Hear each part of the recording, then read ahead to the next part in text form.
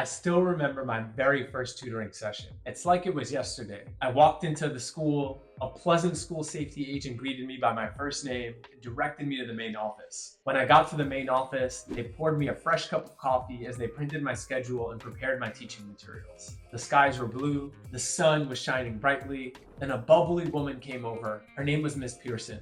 She handed me my schedule and practically held my hand as we skipped down the hallway to my first class. When the door swung open, the trumpets went off, all the scholars jumped out of their seats and shouted at the top of their lungs, "Good morning, Mr. A. Welcome to our classroom." I felt like I was in a stadium and I just scored the winning goal and the crowd was going wild. Woo! All right, I think that's enough with the fantasy. There were no trumpets playing, or even a pleasant school safety agent. In fact, I don't even remember my very first tutoring session. What I do know is that whether it's in person or online, the very first sessions are always a bit nerve-wracking. You're going into a new environment, you're meeting new people, and there are so many unknowns that are outside of our control. However, there are factors that are in our control. Namely, what we do leading up to the tutoring session and what we do when we're actively engaged in the tutoring session. We're going to spend some time talking about the 4 elements of running an effective tutoring session, which are 4 factors that are in our control. The 4 elements are preparation,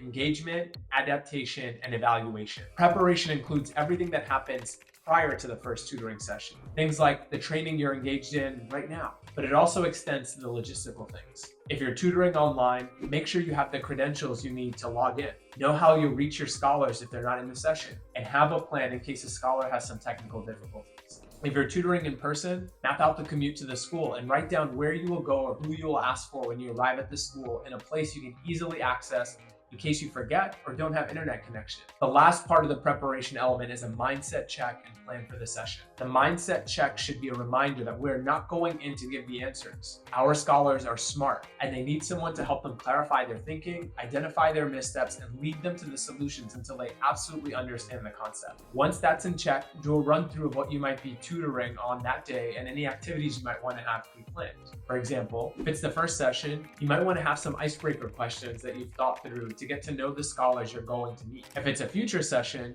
you might want to preview the material in case you need to create some additional practice questions to further their thinking. If you need to have any materials, you need to make sure you've thought through how you will access them before the session. The tutoring session success will be directly influenced by the amount of preparation prior to the session. Once you're in the session, I want you thinking EAE, engage, adapt, evaluate. It means that you're not just going through the motions of teaching, but you actually are trying to connect with your scholars, understanding their needs and making sure the content is coming alive for them. Engagement, adaptation, and evaluation. E for engagement. Engagement starts the moment the session with the scholars begin. To draw them in, use real-world questions that resonate with their experiences. For example, when teaching algebra and working with equations, start with a relatable scenario. If you wanted to buy a concert ticket but only had part of the money, how would you figure out how much more you need? This approach helps make them more tangible for your scholars. Engagement can be fostered through interactive discussions, problem-solving sessions, and hands-on activities that directly connect with their lives. The goal with engagement is to ignite their curiosity and foster a deeper exploration. By constantly looking for ways to make the learning sessions relevant and exciting, we enhance retention.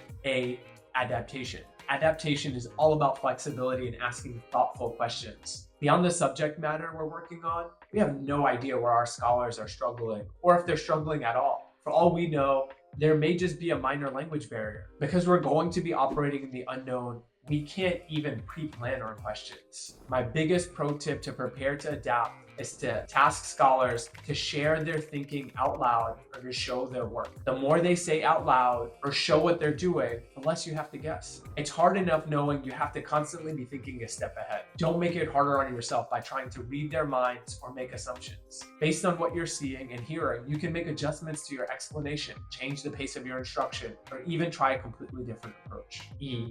Evaluation. The final step to running an effective tutoring session is the evaluation phase. This is crucial to have a moment where you can assess what your scholars have retained. The evaluation phase tells us whether or not we accomplished what we came here to do. This is where you encourage your scholars to summarize the key points they've learned or or apply the lesson to a new problem. This not only helps solidify their understanding, but provides you with immediate insights into how effective your session has been. During the evaluation phase, you should actively seek feedback from the scholars about what went well and what could be done better. By understanding what resonates with them and what does not, you can tailor your future sessions to better meet their needs. Effective evaluation thus serves as a tool to continually refine your teaching strategies, ensuring that each tutoring session is as inclusive and impactful as possible. Let's apply this from the top, starting with the preparation and then going into EAE, engagement, adaptation, and evaluation, to a geometry class you're tutoring. During the preparation phase, you would be proactively thinking about what materials you might need and some ways you would connect what is being worked on to the real world. This is where you get clear on why the content is important, in case your scholars question why they might be learning what they're learning. Since you pre-planned, you know the scholars are working on angles, and you might come in with a protractor and extra paper so the scholars can solve problems using their hands. Allowing them to physically draw out and evaluate the angles increases their engagement. As you observe for stuck points, you're asking questions and proactively helping them overcome any potential hurdles. At the end of the session, you have a practice problem for them and ask them for feedback on how the session went. When done well,